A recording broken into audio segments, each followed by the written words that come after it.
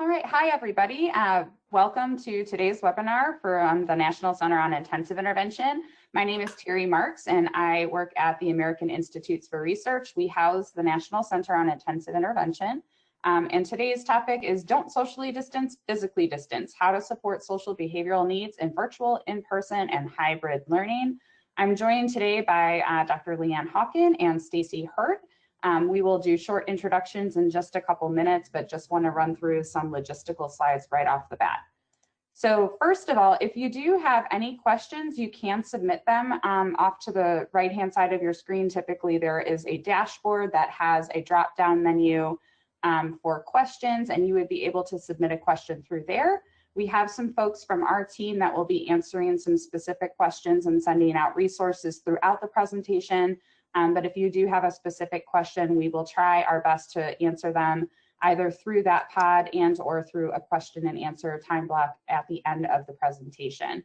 We are hoping to jam pack a lot of content into this hour for you all, and we hope that you will get a ton out of it as well. So our outcomes for today are really that you'll understand some of the critical features of social behavioral instruction across the tiers to support students' needs, whether through virtual, in-person, or hybrid learning models, and that you'll be able to identify strategies, tools, and resources to support your implementation. So a little bit about me. I know that I've just gone through some of those logistical slides, but one of the things I'll say is I'm a former school social worker. And I'm getting some comments in here that we still can't hear and see that I'm talking.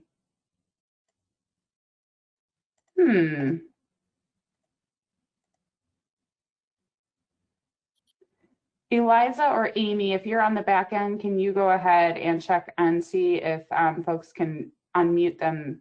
Okay, so there are some people saying that they can hear us just fine. So perfect, thank you. If you can see in here, thank you for the acknowledgement that the audio is okay. Just wanted to make sure we didn't have any issues as we're getting started.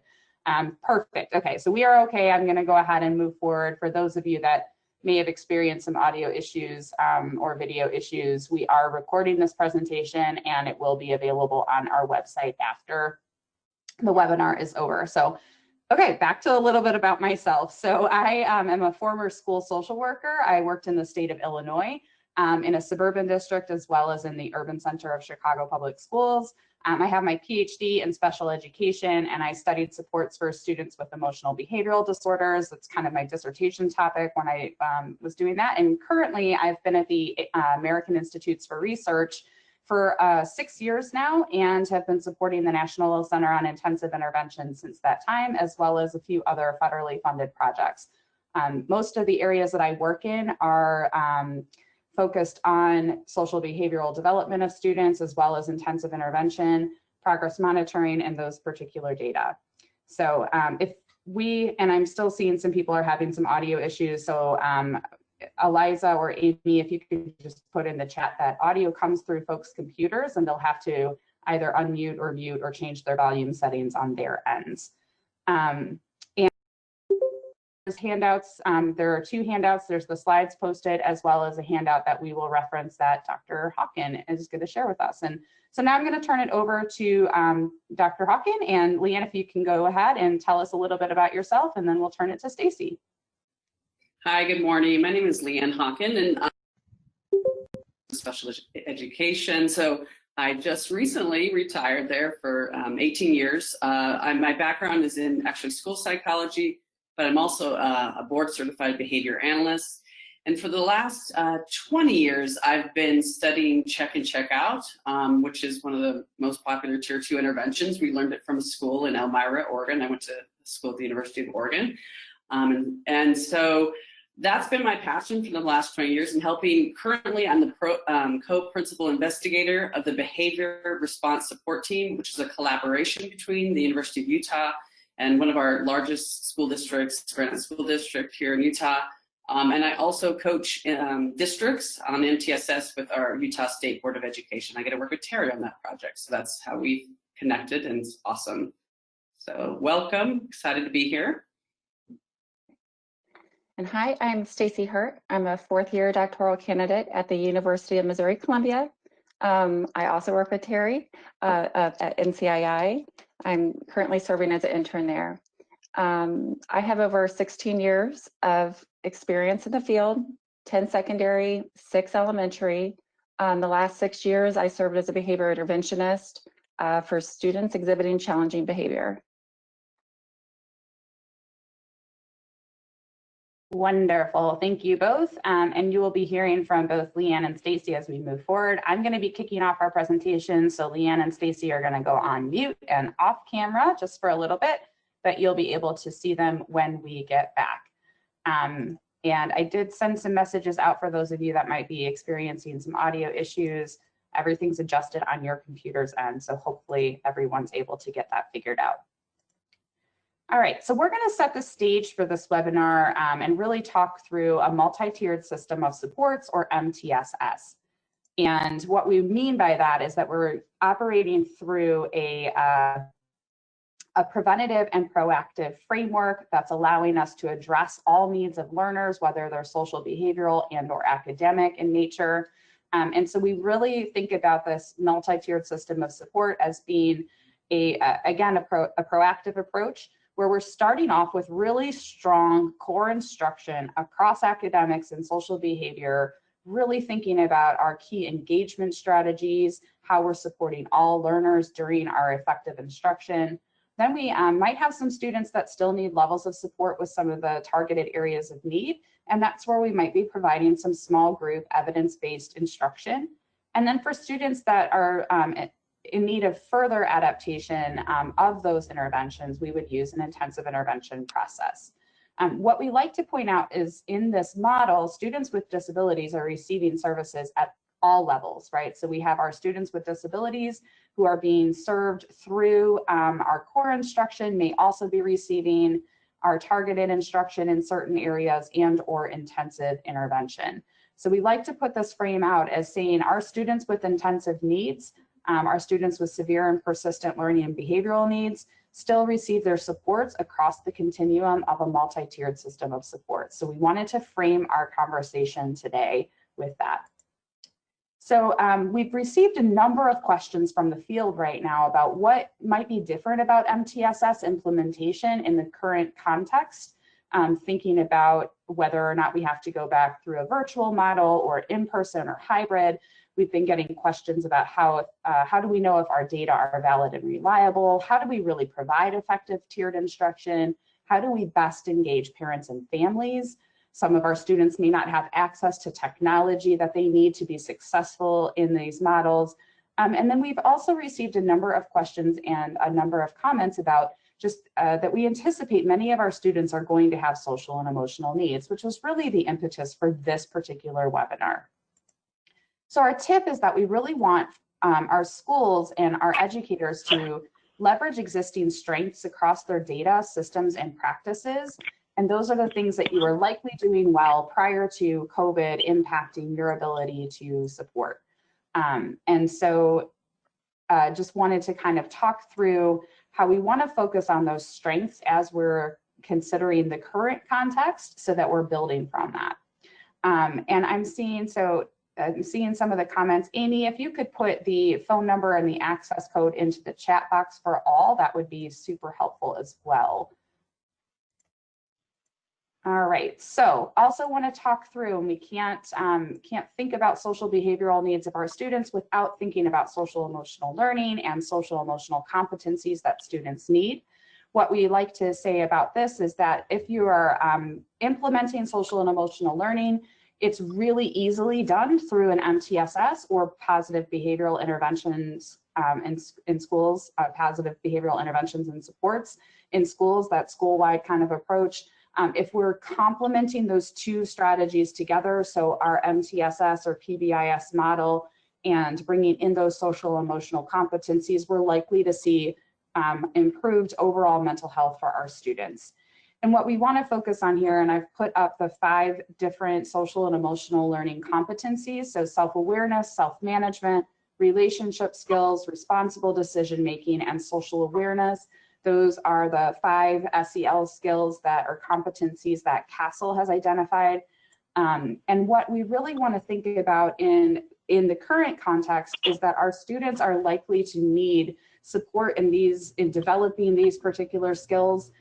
They may have particular things that they're facing either in relationship to COVID or in response to some of the racial and just unrest that our country is facing. And so what we really want to think about before we do any instruction, whether that instruction is academic and or behavioral, is to focus on our relationships. Our relationships are so important and so critical. And so off to the left, you see that icon where we're talking about, you know, ourselves, and we're thinking about our relationships and our own social and emotional competencies. And then how are we in relationship with our colleagues, with the parents and families, with all of our students, with individual learners, and other partners in this educational arena. And our biggest tip here is that we really should be focusing on identifying a strength for every student, parent, and colleague. Right now, we are faced with really trying times. We may be getting a lot kind of on our plates. And so we want to make sure that we are thinking about those strengths, again, not in our data systems and practices like we talked about on that last slide, but also strengths for every student, parent, and colleague. I say this because I think it's so often we end up going toward kind of that deficit thinking and all of the challenges that we're experiencing in the current context. And so if we can find those strengths in our students, our parents, our colleagues, and leverage each other's strengths, I think that that's really going to help us develop those relationships and help us to be able to model as adults those social and emotional competencies for our students. The more aware we are of our own emotions, the more that we demonstrate self-management, the more likely our students are going to be able to do so as well. So I'm going to talk through a little bit now about supporting all learners during core instruction and kind of what that's going to look like. So we really want to be planning for success. And so we have to consider what is different about the skills and the environment in which we are operating currently. So we should be reviewing or developing school-wide or class-wide expectations. If you're not familiar with school-wide PBIS, there is a center on PBIS. You can access their materials, www.pbis.org. They have a number of resources that they've put out, including the brochure or guide that is on there's a front cover image that's on this slide, and that's really to help developing some teaching matrices, and we're going to show some examples of those. And the other thing that we can think about is developing mini lessons for pre-teaching skills. So making sure that we're looking at pre-teaching things like, okay, how long are we going to have to wash our hands, that 20-second rule, or maintaining a safe and safe distance with other students if we're going back either in person or hybrid. Our mini lessons for pre-teaching skills might look differently if we're in our virtual only.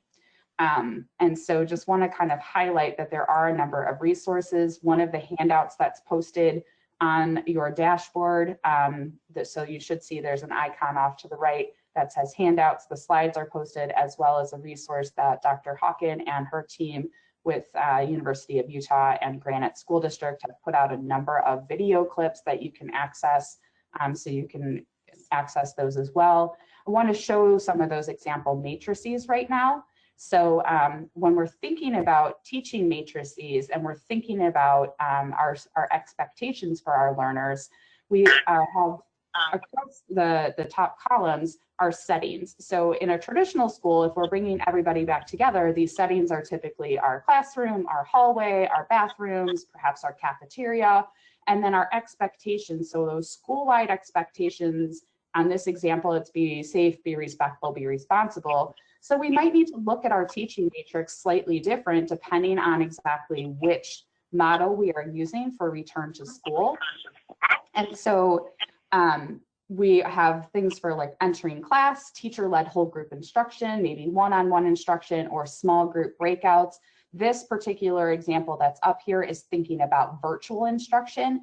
And then the one that's off to the right is video teleconferencing expectations. So they put their acronym for BRAVE, their bold on BRAVEs, and then they explicitly list out some of the expectations that they have.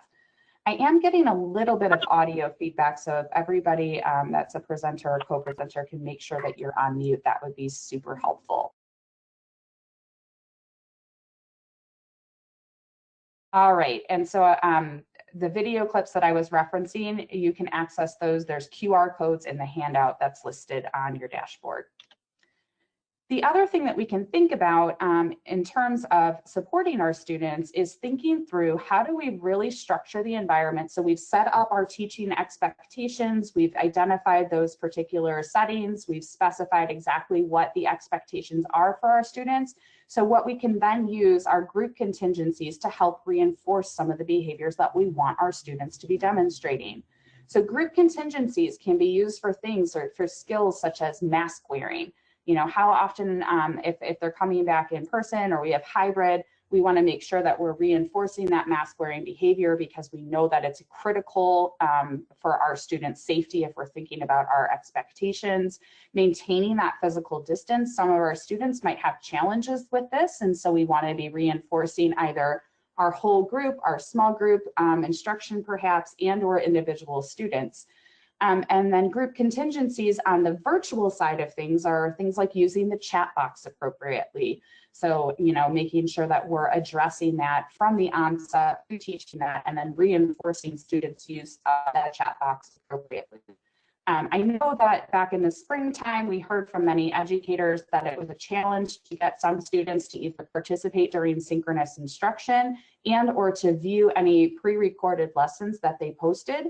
And so group contingencies are a great way to also encourage students to either view those asynchronous lessons in advance of a synchronous session or in advance of an assignment, or to support participating in discussions or discussion boards, especially if you're doing a hybrid model. There might be a lot of use of discussion boards.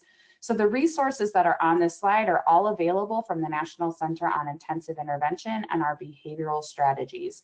And so I want to just highlight that those are available. And then Dr. Hawken's videos that are on that handout, they will be including some videos around group contingencies for and use of what's called the good behavior game, which is one example of a group contingency for mask wearing behavior. What we also know in our unit for all learners, right, is that engagement matters. So just as much as our relationships are critical to set that foundation, we really need to be structuring our lessons in whatever model it is, whether it's in-person, synchronous, sessions or asynchronous pre-recorded instruction, that we have some method to really engage our learners.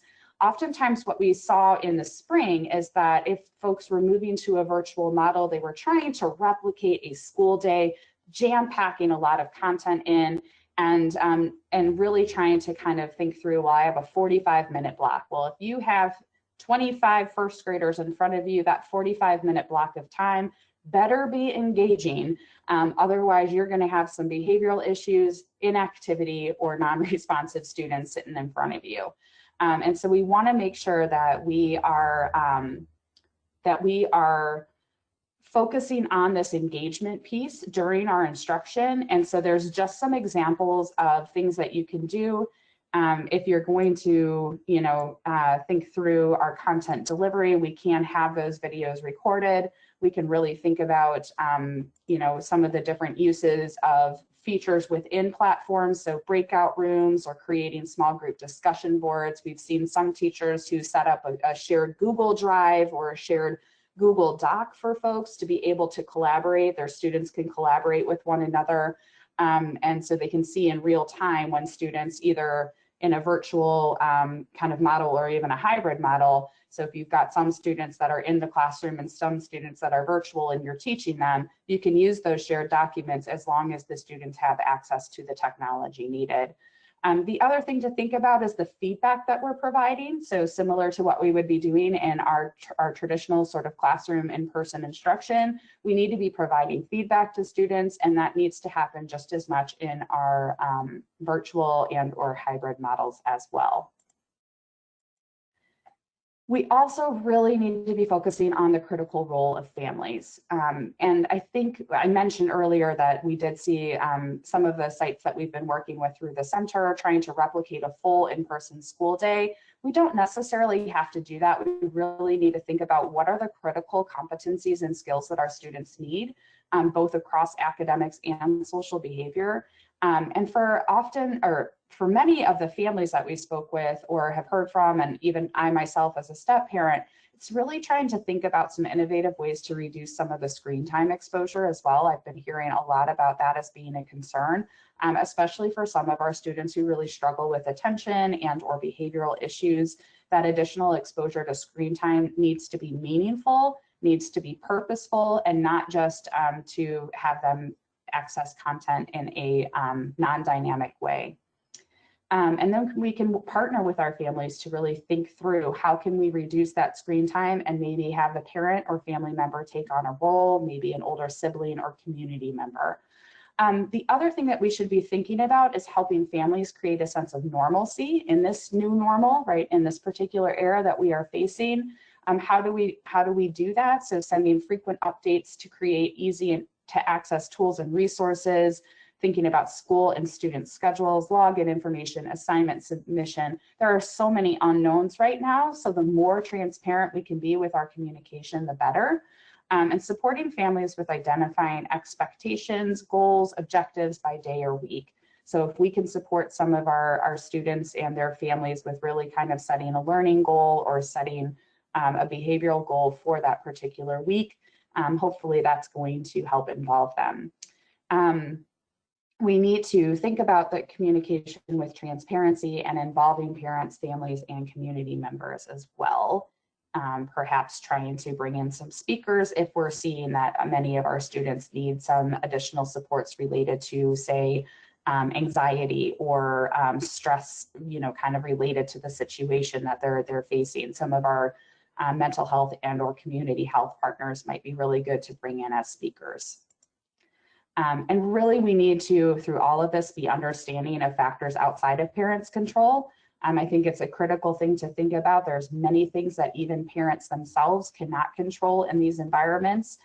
For example, if you are a parent and you are an essential worker, it's going to be a lot harder for you to support your students at home learning. And so we as educators need to be understanding of those particular parent and family situations.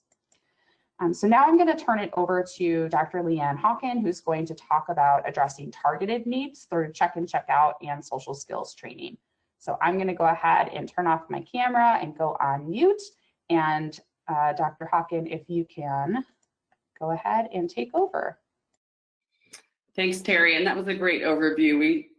We saw some similar things that happened here in Utah when there was lots of instruction being crammed into a very small period of time. I experienced that myself as a full-time working parent and homeschooling my child with ADHD, so that became a challenge. For those of you that were asking about those videos, as I said, we work with Granite School District, and so we really have dialed in what are the safety things that are required. So how do you appropriately wear a mask? How long do you wash your hands? Why is it important to wear a mask?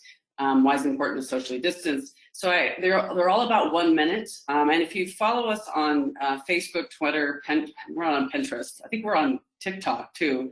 It actually has all the videos we created last spring that is helping families deal with behavior in their home. So I highly encourage you to check that out. So my task is to talk about, so for those kids who have been provided good core instruction, as Teri talked about, what are the next steps? And so we're going to talk specifically about 2 interventions, check and check out, or CICO, as well as social skills training. So if we can go to the next slide, Teri.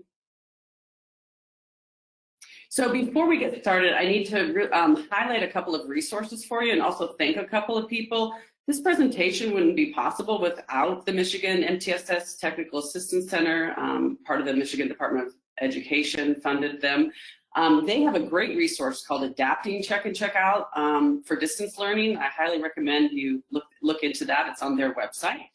And then the Center for Positive Behavior Intervention Supports also created a great guidance for adopting check and check out for distance learning.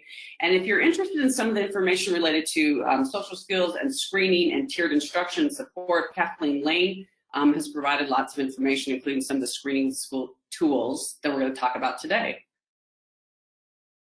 Okay. So many of you probably have heard of check and check out, so I'm not going to spend a lot of time talking about what the intervention is, but we need to get an overview of it just so that we all are on the same page about what we're talking about. This intervention is for kids who need more practice and feedback following the school-wide expectations that have already been taught. In the past, they were recommended by either office discipline referrals, either school-wide screening, or maybe teacher referral. And then when they agreed to participate, if you look at the yellow portion of the circle, student comes to school, they check in with a really positive, fun person, somebody who likes children. They get a copy of the daily progress report, and I'll show you what that looks like in just a second. The daily progress report lists the school-wide expectations so that they can get more practice, feedback, and instruction on those expectations. Then they take those to their first period teacher in middle and high school, or they take it to their homeroom teacher in elementary. They get feedback and instruction throughout the day about how, was that example being respectful, that wasn't, what can you do next period?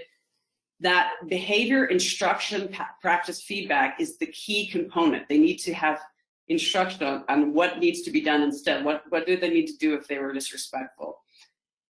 Feedback throughout the day. Then they come at the end of the day and they check out with a check and check out coordinator, and then a copy of the daily progress report they've received ratings on goes home to the parent. In some schools I work in, that happens daily. Some schools it's electronic, some it's once a week. So it just depends on the school. The blue portions are that we look at those data. We're looking at data in terms of percentage of points. So we add up the points, divide by the total, and get percentage of points. And then there's a team in your school that's looking at, are these kids fully supported? Do they need additional support? Are they not meeting their goals on a regular basis? Or are they meeting their goals on a regular basis and they actually are ready to exit or graduate? Next slide. So these are copies of daily progress reports. On the left, you'll see a elementary school version. Every school that I work in calls it, I have them rename it. So this is East Midvale Elementary. It's called the Take Flight program, and the daily progress report is called the Flight Plan. Along the left-hand side, you will see their school-wide expectations, and along the top are the times of the day, language arts block 1, block 2, and so forth. On the right side is a middle school schedule, school-wide expectations along the side, and then a block A-B schedule. We typically suggest a 3-point scale. It's just easier to train teachers on that. Some people have a 4, but the idea is that they're getting graded regularly on how they're doing in terms of meeting school-wide expectations. Next slide, Teri. Okay, so that's what it looks like when we do it at school, when all kids are in school. And I'm not sure where you are. I live in Salt Lake City, and I'm a rep surrounded by many districts. And the district that I'm in, we are all online. And the district I work in, Granite, is going back. And they also have it online. So just understand that if we're going to be doing this in a virtual environment, we've got 18 years of research, and we know that this intervention works well with about 70% of the kids that do it. It's an evidence-based intervention. But doing it in a hybrid or virtual environment has not. We did a little of it in the spring, and you'll get to see some of that. But what we need to think about when we're setting this up for our kids is we need to say, what are the key components of checkout, and how do we replicate? One, the key thing, we've got to connect students with an adult at school. Some of my schools have said, hey, if we're doing all online, the paraprofessionals will have nothing to do. And I said, yes, they will. Those are the people that could actually be the check and check out coordinator and actually check in with more kids because the teacher doesn't have time. Another key piece that has to happen is the regular feedback and instruction on behavior. And also, as kids get older, they need to self-monitor. Am I following the expectations? Can I rate myself? We do that as they get older. The homeschool communication is important, and it's especially important in a virtual environment. because we may often need caregivers to provide feedback. And then just as any evidence-based intervention, we're going to use data for decision making, and that may look a little different than how we typically do with check and check out.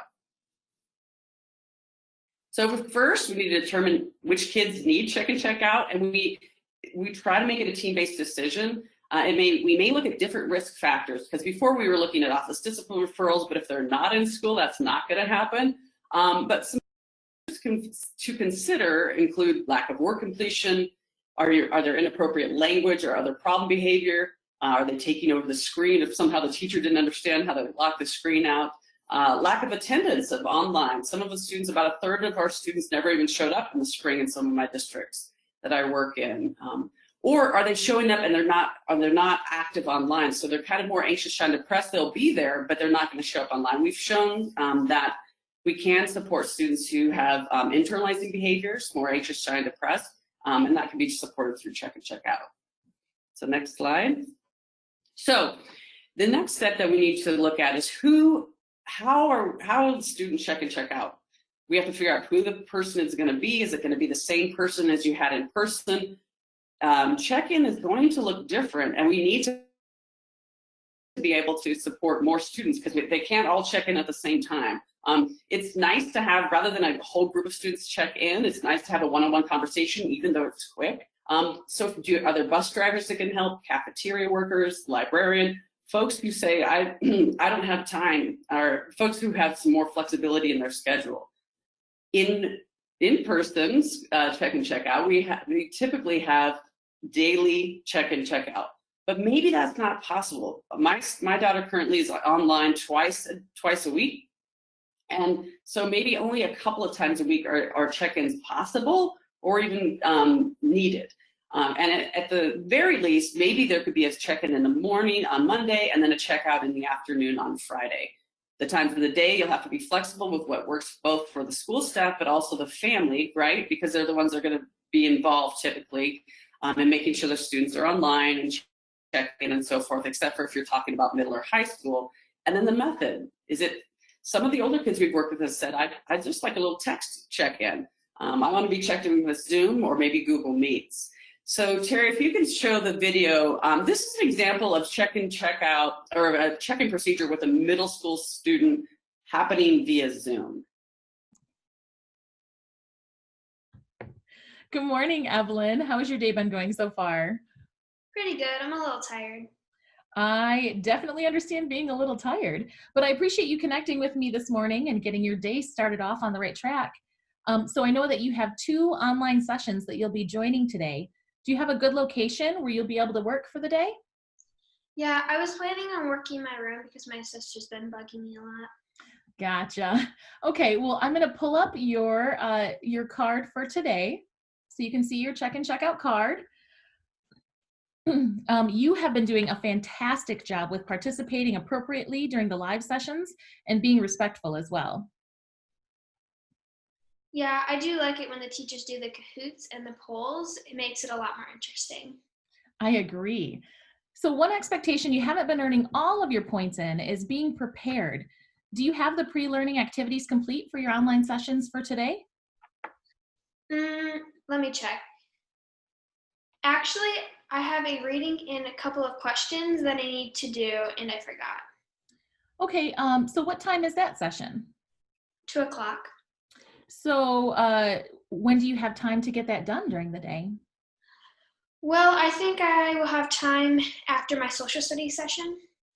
Well, make sure you still have time to take a break and get some lunch too. How about I send you a message around 1 o'clock just to check and see if you were able to complete it? Yeah, that would be a good idea. Sounds like you have a good plan for today. We'll connect again at 3 o'clock for a quick checkout after your language arts class, okay? All right, thank you. So in that instance, you could see that was a middle school student who is able to get some prompts and feedback in order for her to have a successful day. Go to the next slide, Teri. So one of the things that we need to do is to align, when we're talking about check and check out, we need to align the intervention with both the student's needs, the family needs, as well as what are the instructional needs. There are many different types of online, hybrid combinations. And the three that we're going to talk about today are live virtual instruction, so it's synchronous, live virtual instruction with some home routines included, and then we're going to talk about web-based recording and or packet asynchronous learning. And that's kind of what happened for a lot of us in the spring, where it closed down really quickly, and so teachers had no idea how to do the live part. I'm hoping we don't see as much as that this year, but I think it may happen if schools close down really quickly and they weren't planning for this. If you're interested, and that video was from Michigan's MTSS Technical Assistance Center. And if you're interested, they also have a training script for parents about how do you train. Anytime we do this intervention check and check out, we actually have to train the students. How do you engage in the intervention? How do you check in? How do you check out? And then you also need to train the parents. So there's a script that the Michigan MTSS Center provides. These, as I mentioned, this is just a few of the possible. Okay, so first, let's talk about those who are engaging in live virtual instruction. Maybe it's that a student is really just struggling with this particular topic. So here's an example of a daily progress report for one session, a focus period, and that feedback, and they have the school expectations listed: be safe, be respectful, be responsible, and that that school or that feedback that could happen by the teacher at the end of the session, if possible, but it also could happen by a paraprofessional who sat in the session and can give that student feedback. We don't have those kind of resources here in Utah, but actually it could be helpful for kids who need more intensive both academic and behavior support to have a paraprofessional sit in and provide maybe some reteaching both of expectations, academic and behavior. Next one. So there is going to be some live instruction, but what parents were telling us is, hey, we're also struggling with some of the home routines, getting them to do the work outside of those live instructions. So this is an example of a daily progress report that has morning circle, live instruction, independent reading, so these math app and homework. The idea is that there are different times of the day that the student is required to engage. Sometimes the feedback could be provided by the teacher, such as during the live instruction. You could also have the parent or caregiver. We know that in a lot of the schools I work in, this would not be possible. They're essential workers. They're not able to do that. Maybe an older sibling. But depending on the age, usually at 8 and up, sometimes younger, we can teach them to self-monitor and record themselves. So let's look at what it looks like for a first grade student to to get feedback from his teacher.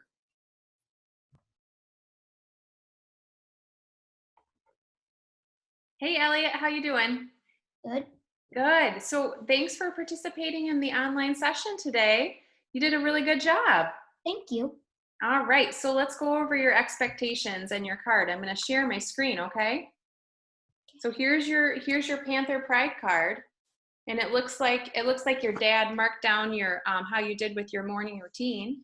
So we're just going to mark down your points today for your live session, okay? Okay. All right. So for being respectful, you did a really good job with muting your audio, which helps everybody hear better. So you earned a 2 for respectful today. So I'm going to put that in there. So I did notice that you weren't always holding up your response card. So let's work on doing that every time. What might help with that? What was going on there? My sister had a cartoon on in the living room, and so I was watching that sometimes. Yeah, that's really tough when you've got a cartoon on in the background. So what do you think might be a better location so that you're not distracted by the cartoon that's going on, so you're able to participate? At the kitchen table, probably? Okay, yeah, the kitchen table, is that away from the TV? Yes. Okay, wonderful. Okay, so you earned a 1 for being responsible today, because you missed a few times with holding up your card, but I am sure that tomorrow you'll be able to do that really well if you can get yourself out to the kitchen table, okay? And you earned a 2 for your safe points today, because you did a really good job in the breakout room. When you were talking to all of your classmates, you were using kind words, and that makes everybody feel safe. Thank you. All right, so you did a great job. All right, so what I'll do is I will pass on your card to your coordinator, Mr. Smith, and then you can check out at the end of the day. Do you have any other questions for me? No. Okay, all right, great. Well, have a good rest of your day. Yes. Bye. Bye. Okay, so that's an example of an elementary. He's adorable, isn't he? How it can happen in terms of the feedback that's an example of the end of a teaching session, the teacher's providing feedback. Now, if you have web-based recordings and or packet learning, there's no live feedbacks to provide session. So the feedback either has to be provided by the parent or caregiver, we know that's not always possible, or by teaching the student how to self-monitor. If they can't do that, don't use the DPR, don't use the daily progress report. But remember, let's go back to the connection piece. Make sure that that coordinator is checking in and checking out with the student at agreed upon time so that they can at least provide encouragement, as you saw, help with organization and so forth. Next slide, Teri. So the fourth step is determine reinforcement. When we're doing check and check out in the classroom, it's typically 70 to 80% of the points. We provide some type of reinforcement. We may need to start with a lower goal. There's a research to the right from NCII on reinforcement strategies, so I encourage you to check that out. But we have to get creative. Perhaps in a virtual environment, we have a caregiver that allows the child additional time for an activity. Maybe a teacher does a one-on-one virtual snack with a student. What we've seen is that a coordinator can play virtual games with the student or facilitates a virtual social time. When you do that, have them invite kids that are not on check and check out. So that builds their social skills and gives them lots of fun and praise for being the person who earned their points and earned this reward. Some of these classes, some of my daughter's classes are 75 minutes each online, she's got 4 of them. Earned breaks from online learning or an extended lunch could be a huge reinforcer for these students, or having additional time to share a joke, tell a story, my favorite new thing is developing videos via Flipgrid that they could share. It's a web-based app. And also you could do online karaoke. We've done that, that's actually really fun. Next slide. So if you don't use the DPR, just make sure you provide those frequent check-in and check-out. And you, as a coordinator, you could set a weekly goal. So, okay, what is your goal this week? You can actually fill out my planner and check off what I've done. So you can provide praise and reinforcement for having just a weekly goal. And if you want some more resources for distance learning rewards, PBIS Rewards is a website that can provide that for you. As with any evidence-based intervention, we want to make sure that we are using data for decision-making. The school-wide information system is excellent at summarizing and organizing office discipline referrals, and it also cross-references those data with check and check out data. So I highly recommend that you look into that. There's also PBIS Rewards. My schools have no money. We're the worst per pupil funded state in the nation, so we tend to use things that are free, so creating a Google form. The thing is, you just may need to, how do we know whether a kid is responding or not? Measuring response intervention will look different, as well as whether kids need additional support and our criteria for fading. So you just need to think of, it used to look like this in the school setting. It doesn't look like that now, but they're showing up for check-in, they're showing up for checkout. They are engaged in intervention, and I'm seeing them in class every day. That's much more than they were seeing before check and check out. That's success. The connection is success. Next slide. So a few more considerations. Really highly encourage you to include parents or caregivers or even older siblings in the checkout process, even once a week, just so they can get support on how distance learning is going and if there's ways to problem solve. Here's the deal. If it's not working, if check and check out virtually, we know we've got lots of data that we can get this to happen in schools, lots of data. If it's not working in the virtual environment, we need to go back and reteach. We need to reteach how you check in, how you earn points. So just because it's not working or the student is engaging, maybe it's the reinforcement that's not working, or maybe it's just that we haven't taught the skills of engaging in intervention appropriately or extensively. Okay, so I'm just going to go really quickly because I want to make sure Stacy has enough time. Social skills instruction is another type of tier 2 intervention. Some of the top related social skills are listed there: listens to others, follows directions, follows classroom rules. Just the main reason that we use social skills instruction is that we need to make it's for kids who need additional support demonstrating these social emotional learning competencies. So we have taught and hopefully have a good core instruction of SEL, social emotional learning competencies. But for some kids, they need more practice and feedback, and they need that in a small group environment. So just some sample screening tools to identify which kids can benefit from social skills. The student risk screening scale, it screens both for kids with internalizing and as well as externalizing. That scale can be used for social skills. It can also be used to screen for check and check out, and it's a free resource. If you look at, as you saw with the slide, the CT3, I think I said that right, Kathleen Lane's group, I highly recommend you check that out. It's a free resource. The systematic screening for behavior disorders, or SSBD, has been around a while. That's for cost. So a lot of schools I work in don't do that, but we have lots of research-based curricula out there, social skills improvement system and Prepare. The main thing that when you're focusing on social skills, we don't have to offer a canned program. We need to look at what are the behavioral deficits that our kids are experiencing. And the main thing we also have to do is make sure that we're using explicit instruction. The same thing that we would do when we're teaching academic skills is the same thing we need to do when we're teaching social skills. The I do, we do, you do, right? Those are the first 3 steps. And then practice and rehearsal. I would highly encourage you to, they have children actually practice in school with a peer. They can actually, I love using self as a model, which is where kids actually videotape themselves displaying the skill the right way, right? So they can practice showing empathy with a friend or with a parent and so forth. They could do a video of that, and you could, as number 5 says, you could provide feedback and have them self-assess how they think they did in their video and ways that they would improve. And as number 6, obviously we're not going to just teach it in small skills. What I like to do is provide an update when I teach social skills every week to the teacher. This is the skill we're working on. Make sure you reinforce that in the class or the online sessions. And then every week to the parent, these are the things we're working on. Make sure that you provide praise and reinforcement when you see those skills. So we want to make sure that we monitor progress. It looks a little bit different if they're not going to be in school, but we do have pre-post measures.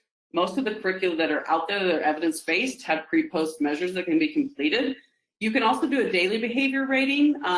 So for example, if you're looking for respect and you're teaching what that looks like, you could have the teacher rate whether they saw that in the online virtual environment.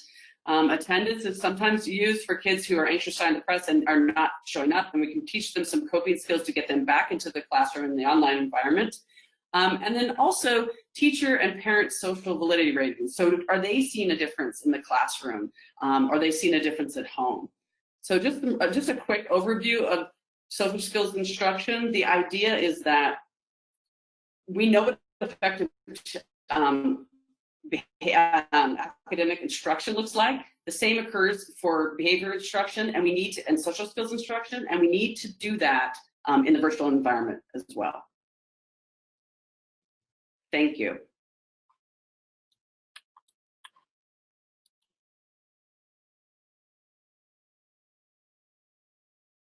Stacy, are you on? All right. Perfect. Yes, can you hear me okay?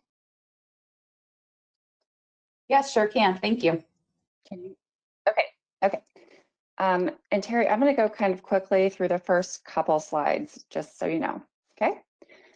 So now that Teri and Leanne have given us strategies when supporting all learners and addressing targeted needs, we're now going to examine intensive needs across virtual, in-person, and hybrid settings. So let's begin by examining intensive intervention. What is intensive intervention? Intensive intervention addresses severe persistent learning and behavioral difficulties. Even the best intervention is not always effective for every student. So intensive intervention should be driven by data and characterized by increased intensity and individualization. Tier 3 instruction differs from that provided by tiers 1 and 2. Tier 3 instruction provides increased explicitness. This means more focus on teaching specific skills, tasks, and concepts. And Tier 3 also provides intensity. This means smaller group sizes and more instructional time. So this next slide highlights explicitness. So the main points being that explicitness is a way of a teacher where they're addressing the important objective, it's specifying a learning outcome, designing a structured experience, explaining directly in clear, direct, precise language, models the skill being taught using I do, we do, you do, and provides scaffolded practice. Intensity, so regardless of instructional setting, regardless if it's in-person, virtual, or hybrid, the principles of intensity stay the same as well. So when teaching the duration, you want to increase intensity in person, but at times in a virtual setting, you're actually going to decrease the duration and provide more frequent check-ins with the student. So that could be in the morning, lunch, or late afternoon, and you can offer smaller groups as well. So some of our virtual learners, scheduling can be kind of difficult when working with families that are juggling several devices and Wi-Fi. So you may need to offer individual instruction for some of those learners to meet their needs. So consider these 7 taxonomy dimensions when adapting Tier 3 instruction for the virtual, in-person, and hybrid learner. Strength, dosage, alignment, attention to transfer, comprehensiveness, academic support, and individualization. There's more information on the NCII website if you would like to learn more. Now this framework is loaded, but this framework highlights a blended supports for the intensive intervention. Some key points from this slide: when intensifying intervention, consider dosage, learning environment, cognitive processing strategies, and instruction modification.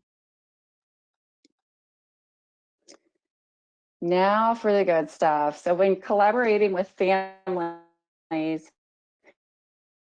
there are some key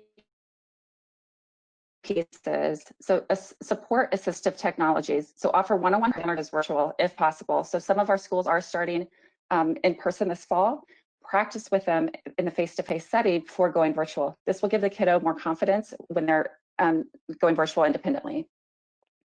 Increased communication between the teacher and parent. It's always helpful to, again, email and send out those texts. In this virtual time, families are forgetting what day of the week it is. So it's nice to just send out those virtual text and email reminders.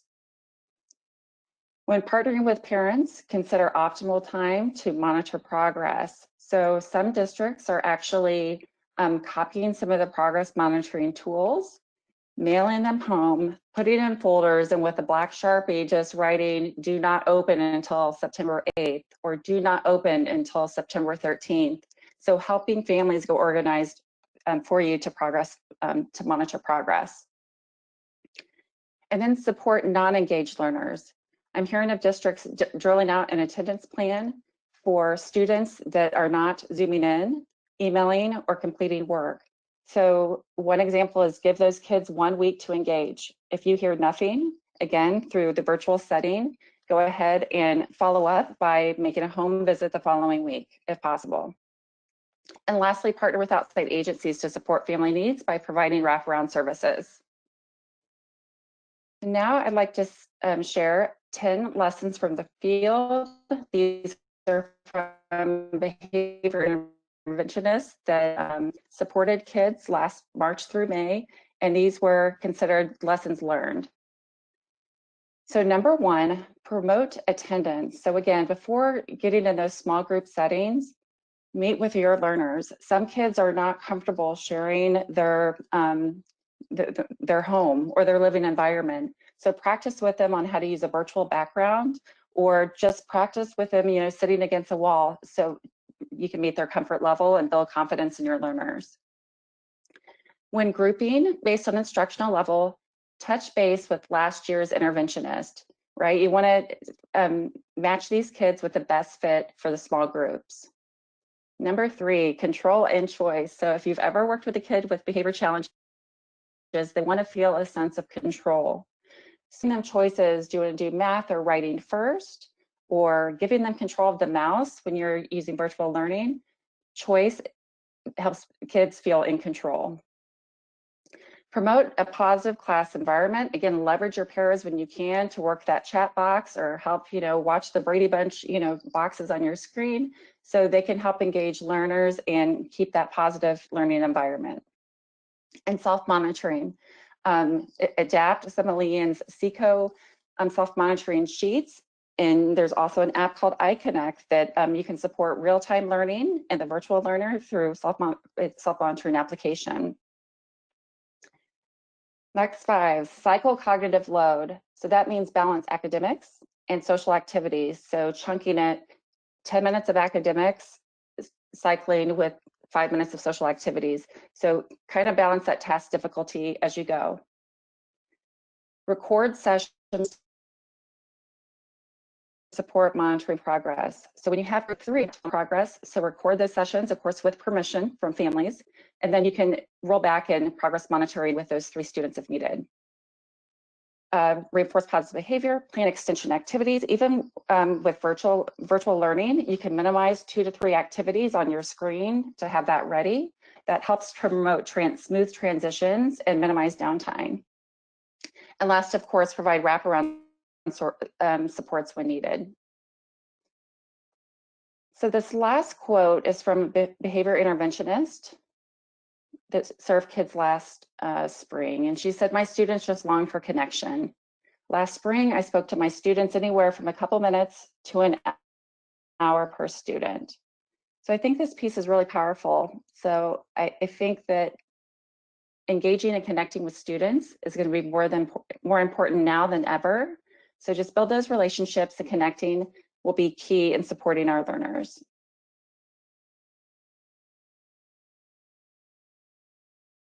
Teri? Great, thank you, Stacy. And I am going to come back on camera now. So this is Teri Marx from the National Center. Leanne is also here, and Stacy. We have just about 2 more minutes. So I know we did have one kind of question come into the Q&A pod that my colleague Amy, who's kind of behind the scenes, sent over. And it's talking specifically about some IEPs and some of the skills needed, and how do we really focus on goals and objectives in this new normal or setting. Should we revise those goals because of our model? How do we take data on those? And then how do we focus on social behaviors with peers if they don't have peers right now? So kind of a lot in one little question and answer box. And I know we have like 1 minute. Maybe I can give a little bit of perspective, and then Stacy or Leanne, if you want to hop in and chime into anything I'm saying, and then we can go ahead and wrap up and share some resources. I think that just like we've all been saying across those tiers, we need to find those opportunities to create social opportunities for our students. And so if that's not something that's built into the schedule, that might be an area that we want to really focus on for collaboration with parents and families, and making sure that we're seeing if perhaps we can schedule some sort of social skills group or something along those lines, if we're noticing that maybe other students in the building, even if you're not physically in the building, need to kind of come together to work in a virtual setting on those social skills in a virtual model. I would say look at the underlying concepts of those social skills that the student was working on in the classroom setting, and really try to find as much of a parallel in the virtual setting as possible if that's the model that you're using. So those are some of the recommendations that I would have. And if you are obviously going to change a goal, you need to have transparency with that parent and family, and really look for whether or not you need to hold an IEP meeting. I'm not seeing if there's any other, but Stacy or Leanne, any additional thoughts on that? All right. So I want to just, highlight that we do have a wealth of information. I know Amy has been behind the scenes sharing through the chat box some of the specific resources that were mentioned.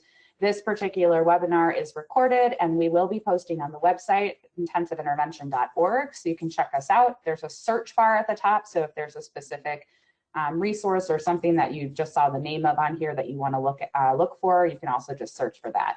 And I just want to say thank you to all of you for attending today, and thank you to Leanne and Stacy for presenting alongside of the center. We're really thankful for these collaborative opportunities, and we are right at our hour. We did it and got all of our content in, even answered a question. I'm so incredibly proud of this group. And I'm so thankful for all of you for coming out today, and look forward to connecting with many of you in the future. Thank you for coming.